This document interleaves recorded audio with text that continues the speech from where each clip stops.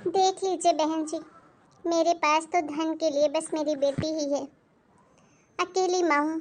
बचपन में ही इसके पापा गुजर गए थे जब ये बहुत छोटी थी। जैसे तैसे करके बच्चों को पढ़ाया है। बड़ी बेटी है मेरी। भाई इसका इससे छोटा है, अभी पढ़ाई ही कर रहा है।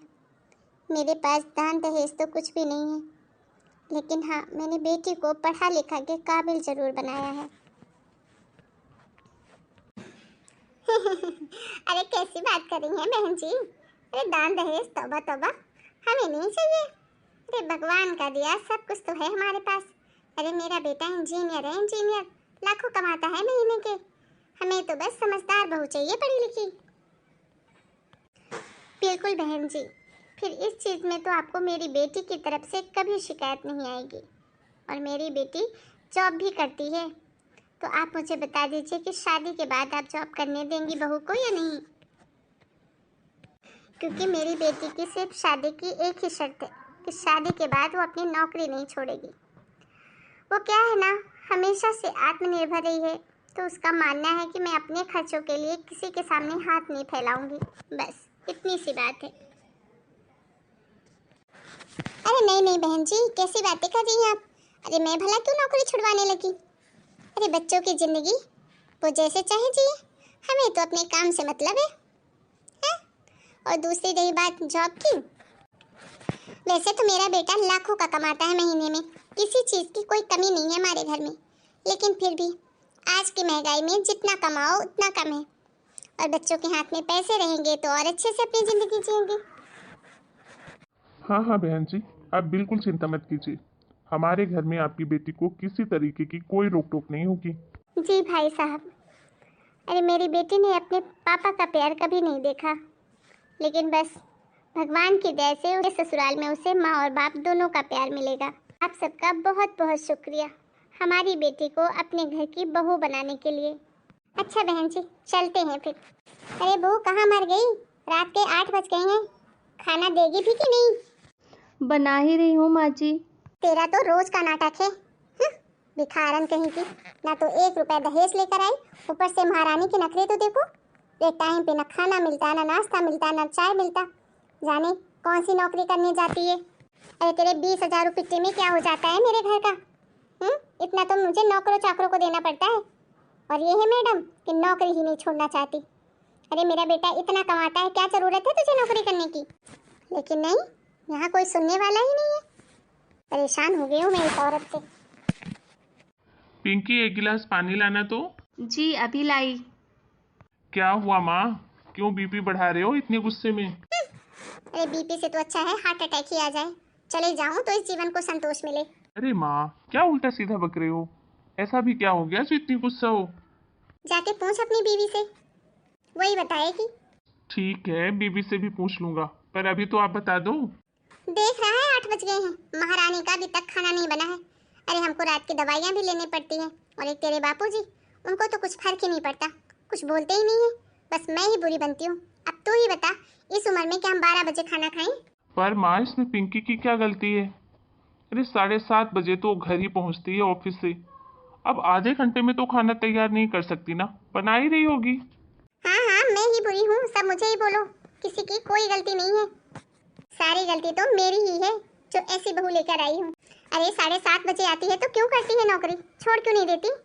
हाँ, कौन सा उसके कमाने से घर में पैसों के पेड़ लग रहे हैं? हाँ, अरे जितना वो कमाती है उतना हम नौकरों को बांट देते हैं। लेकिन ये है कि सुनने का नाम नहीं ले रही। तो उससे छुड़वाता क्यों नहीं है नौकरी? इतना तो कमाता है, और क्या चाहिए? मम्मी, बात ये नहीं है कि कौन कितना कमाता है।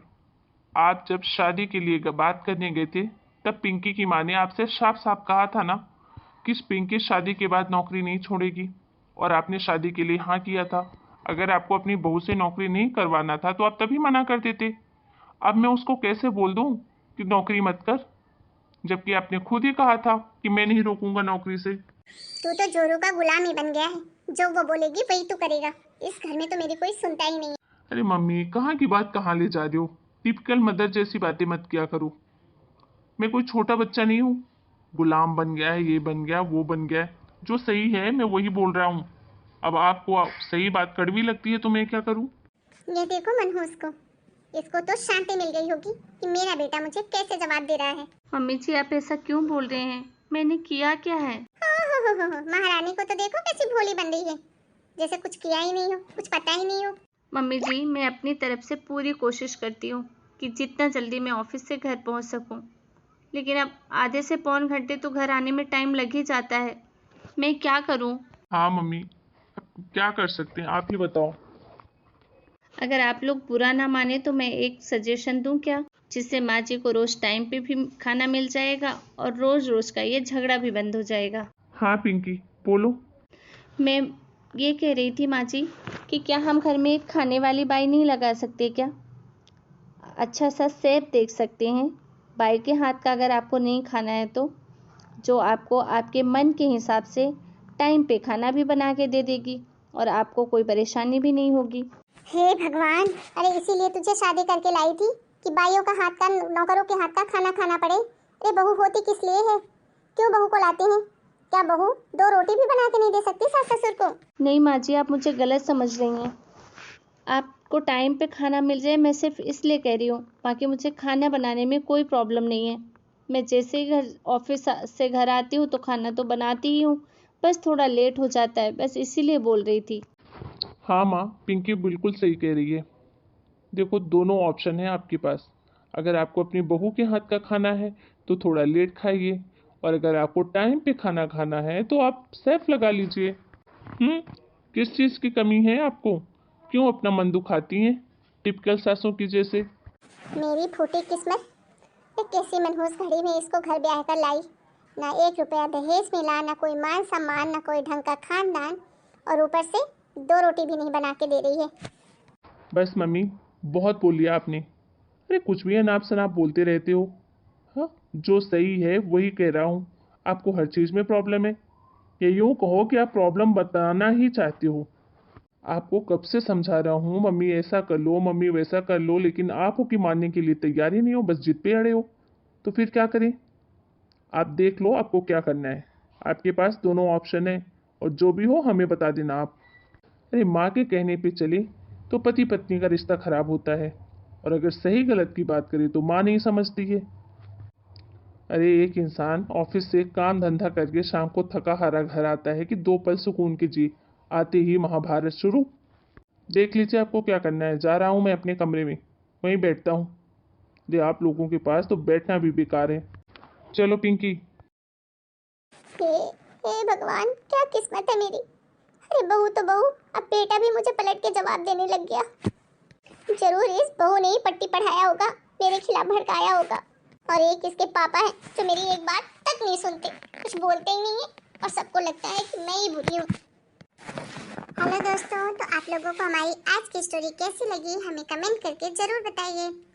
फिर मिलेंगे एक नए वीडियो में नई कहानी के साथ। तब तक के लिए आप सभी को राम राम। अपना और अपने घर परिवार का ध्यान रखिए।